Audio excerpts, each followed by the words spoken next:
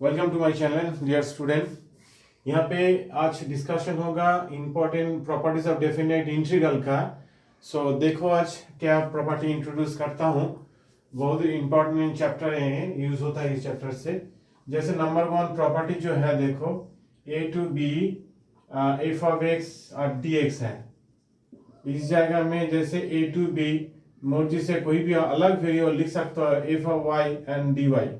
So if we let us assume the integration a to b, no limit here, only f of x dx, if we get phi of x plus c,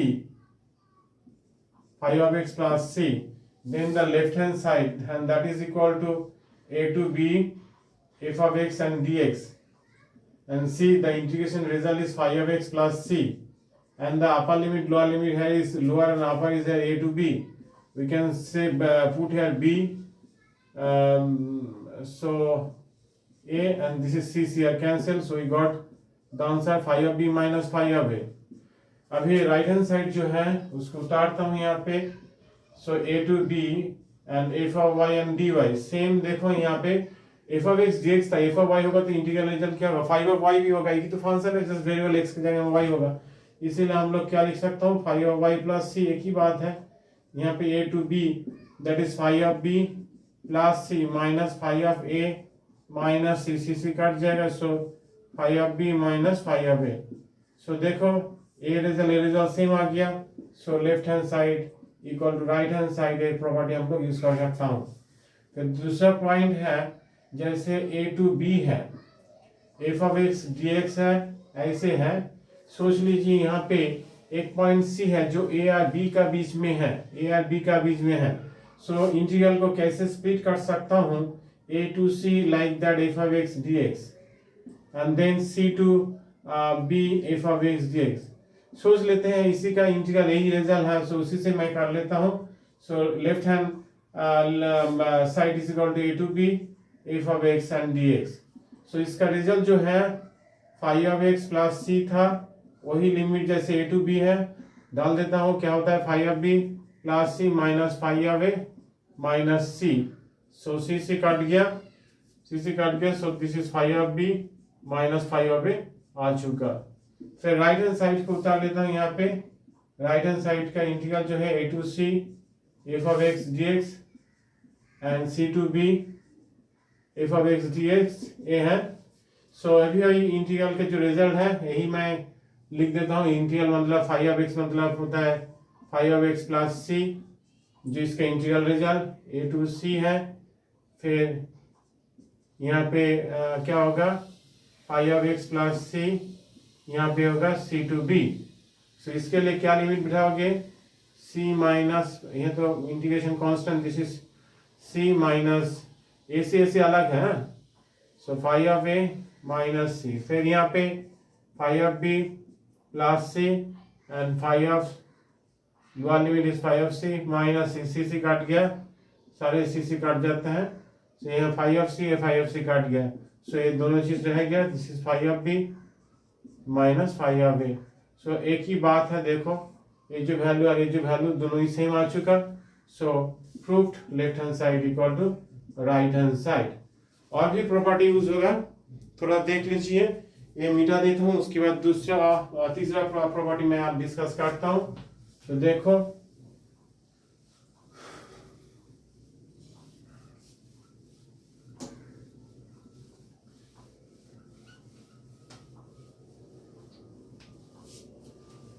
तीसरा जो property है, yes third वाला property, जैसे A to B F of x D X minus B to A F of x D X.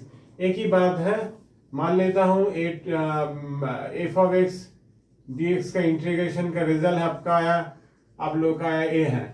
So left hand side उतार लेता हूँ, this is a to B F of x D x, यहाँ पे dismiss हो गया था, ठीक है। सो इसका इंटीग्रेशन रीजन बना था यही, सो ए टू बी लिख दो, this is five of B plus C minus five of A minus C, this is five of B minus five of A. Okay, this is the left hand side, same as right hand side. Copy कर लेता हूँ, this is B to A F of X and D X integration result, this is 5x plus C है, यहाँ पे B to A है minus actually 5 of A plus c, okay, and 5 of B plus c c cut जाएगा, so minus multiply करने के बाद 5 of B पहले आ गया, ये 5 ऑफ ए आ चुका, so these are the same आ चुका, so left hand side equal to right hand side. Now fourth number formula, that is, this is a very important point, a to b, sorry, 0 to a f of x and dx, this is equal to 0 to a f of a minus x dx, इसका use बहुत ज़्यादा होता है definite integral में। सो देखो मैं अभी a minus x को y मानता हूँ, सो ये डिफरेंशिएट जब करोगे dx इक्वल टू डी मिलेगा। अभी लोअर लिमिट अपर लिमिट मैं यहाँ पे ही कर लेता हूँ, x का वैल्यू a है एंड 0 है, सो x का वैल्यू a है तो यहाँ पे a डालो, y का वैल्यू 0 होगा, 0 है तो यहाँ पे 0 डालो, a हो जाएगा। सो लेफ्ट हैंड साइड से मैं आगे बढ़ता हूँ, this is 0 to a f of x and dx, and that is equal to now f of x means a minus y, and this is dy. So यहाँ पे जब x का value 0 हो, so a का a हो जाएगा, और इसका वैल्यू जब a हो 0 हो जाएगा, एक्चुअली dx मतलब होता है minus dy, okay, so minus a to 0 f of a minus y and dy। सोचो जैसे माइनस है प्रॉपर्टी, ये जो प्रॉपर्टी लिमिट इंटरचेंज कर सकते हो आप लोग, सो this is 0 to a f of a minus 1 and dy। और जो फर्स्ट प्रॉपर्टीज जो है, फर्स्ट प्रॉपर्टीज क्या था, जैसे a to b f of x dx, कोई भी अलग नोटेशन से अलग वेरिएबल से मैं कर सकता हूँ, मतलब ऐसे है तो x से लिख सकता हूँ, जैसे y से है मैं x से लिख सकता हूँ, x वेरिएबल से, ओके, एक ही बात है। सो देखो ये प्रॉपर्टी प्रूव हो चुका। अभी जो तीसरा number property, fifth number property मैं डिस्कस करने जा रहा हूँ, this is a very important point. So देखो पहले मिटा देता हूँ, उसमें थोड़ा स्पेस लगेगा इसलिए। सो देखो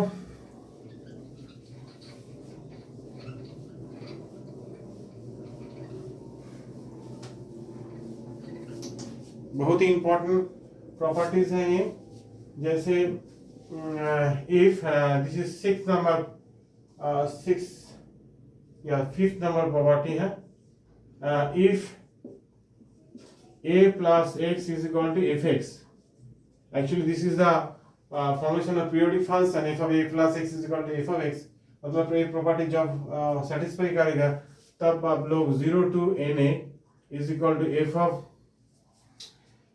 x dx, and that is equal to n times of 0 to a f of x dx लिख सकते हैं, ठीक है। ऐसे पहले मैं इसको लेफ्ट हैंड साइड को जो है वो उतार लेता हूँ, 0 to na and f of x and dx। सो यहाँ पे जो 0 to na है, यहाँ पे n इंटीग्रेशन में मैं स्प्लिट कर रहा हूँ, एक्चुअली यहाँ पे n इंटीजर है, n क्या है, पॉजिटिव इंटीजर है, ठीक है। सो मैं यहाँ पे स्प्लिट कर रहा हूँ इसको, इंटीग्रेशन को 0 to a f of x dx। So again 0 to 2a, sorry this is a to 2a f of x and dx, and this is 2a to 3a f of x and dx,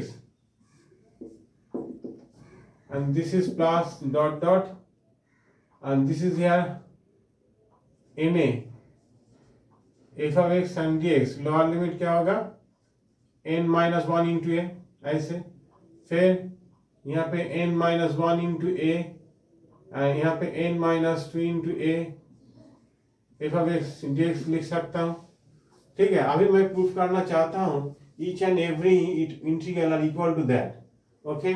so first इसको मैं चुन लेता हूँ, so let इसको second वाला लो, no now not let a to 2a f of x and dx। सो यहाँ पे late कर लेता हूँ, जैसे a plus y is equal to x. So dy equal to dx and the limit x and y. So इसी कारण से क्या था यहाँ पे a था और 2a था. यहाँ पे x का जगह a डालो तो y का वैल्यू 0 आएगा, x का जगह 2a डालो y का वैल्यू a आएगा. सो अभी देखो इस फॉर्मेट में आ जाएगा. सो this is 0 to a. f of x मतलब क्या होता है a plus y and dy. So from the theory f of a plus x is equal to given that f of x. So you can write 0 to a f of y and dy, and this is 0 to a. This is the first property. You can write f of x and dx. Since f of it is given f of x a plus x is equal to f of x. Okay इसीलिए a plus Y के जगह में f of x डाल दिया. Okay f of y डाल दिया. और f of y मतलब f of x होता है 0 to a और x dx. ओके यही प्रॉपर्टी से मतलब जैसे a to b f of x and dx that is a to b f of z dz ऐसे लिख सकता हूँ. ठीक है, a आ चुका. फिर लास्ट वाला प्रॉपर्टी को इस पैटर्न में लाके मैं सॉल्व कर देता हूँ. देखते हैं क्या होता है. This is integral n minus 1 into a, and this is na, and f of x and dx. Okay, so let f of x plus a is equal to y, x plus a is equal to y.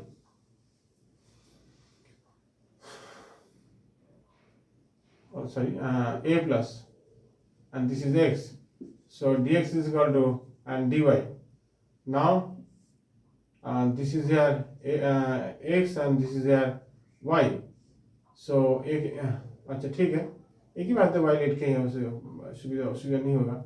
सो यहाँ पे मैं x का जो value यहाँ पे n minus a इस जगह में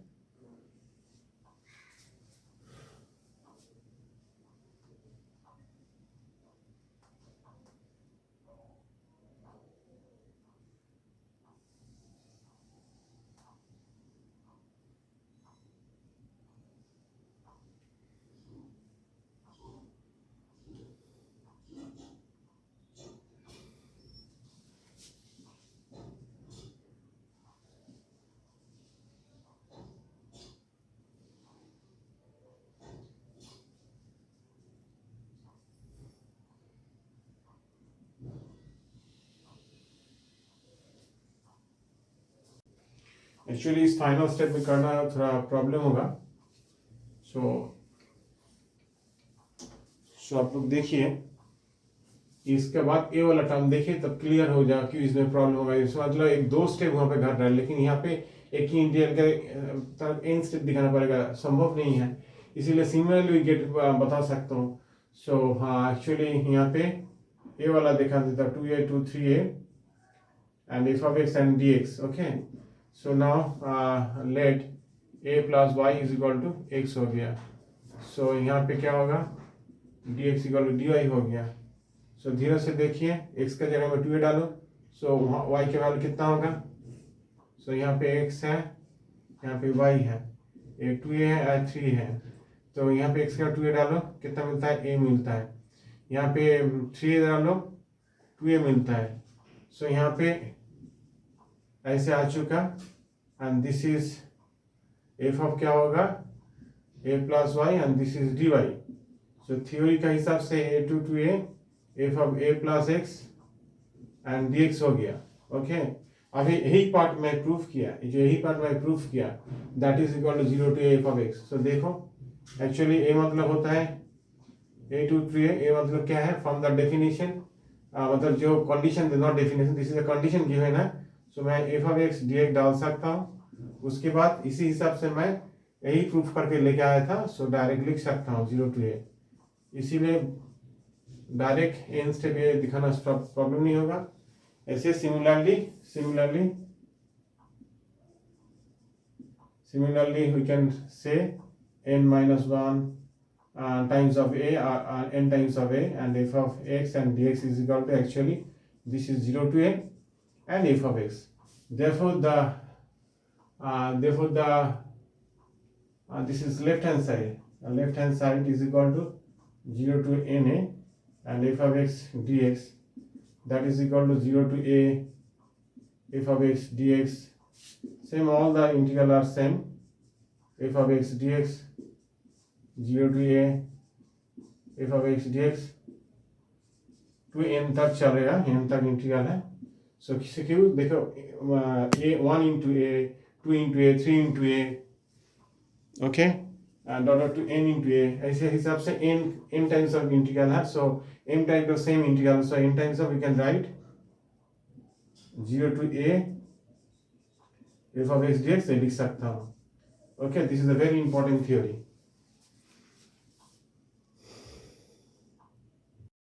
नेक्स्ट जो थ्योरी है 6 नंबर पॉइंट, बहुत ही इंटरेस्टिंग.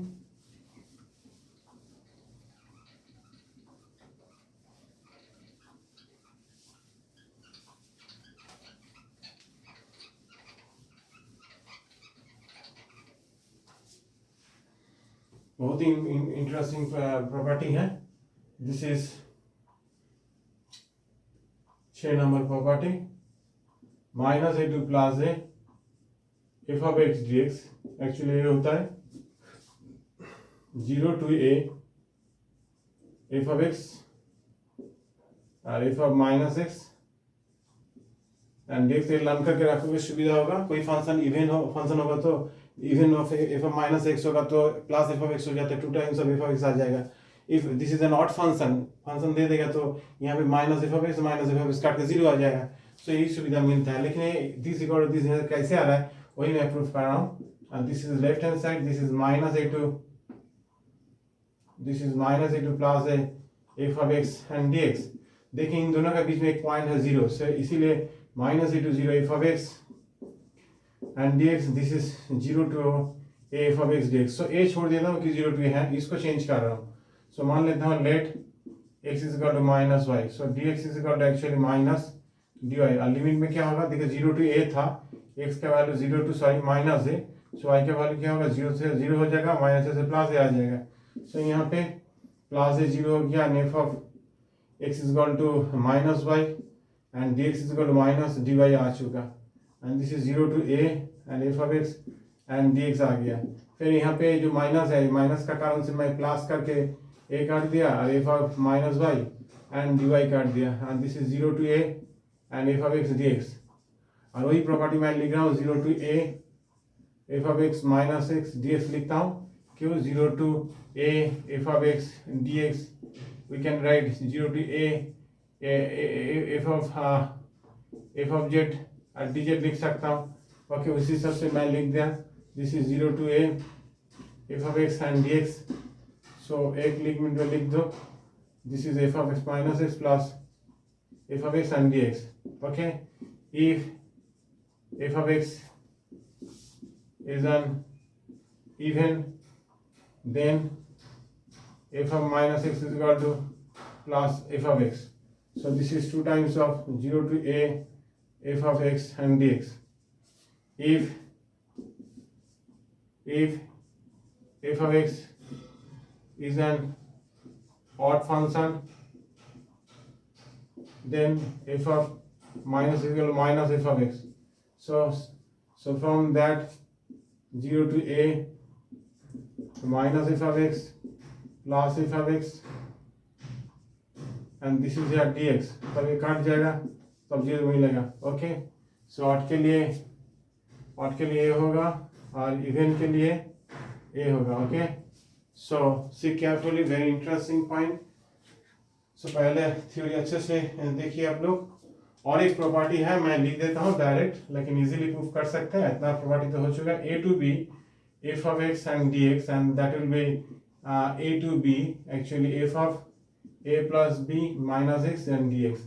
सो काट ही देता हूँ, राइट हैंड साइड को मैं ले लेता हूँ. So this is a to B F of A plus B minus x and D x. Let a plus B minus x is equal to y. So differentiate कर दीजिए, minus D X आ चुका. अभी मैं limit change कर लेता हूँ. ए का value यहाँ पे डालोगे काट के बी आ जाएगा, बी का वैल्यू यहाँ पे डालोगे काट के ए आ जाएगा. सो एफ ऑफ कितना हो गया, वाई हो गया. डेरिवेटिव करके कितना मिलता है डी एक्स मिला. Sorry, this is D Y. So D Y मिला. सो माइनस है, माइनस को प्लस करके चेंज कर देता हूँ. A to B and F of Y and D Y. अब ये फर्स्ट फार्मूला जो सीखा था 0 to a to b f of x and dx, okay देखो आ चुका।